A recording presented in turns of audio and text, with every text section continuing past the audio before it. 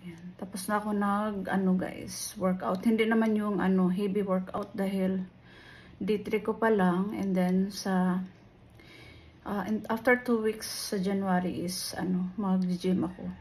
Bali sinanay ko lang paunti-unti yung aking mga ayan, balik tayo sa healthy lifestyle. Get fit, stay fit. Ayan, ang dami kong pawis. Gosh. So, ito yung aking OOTD sa pag-workout. And then, paparating na rin din yung aking, pang-workout.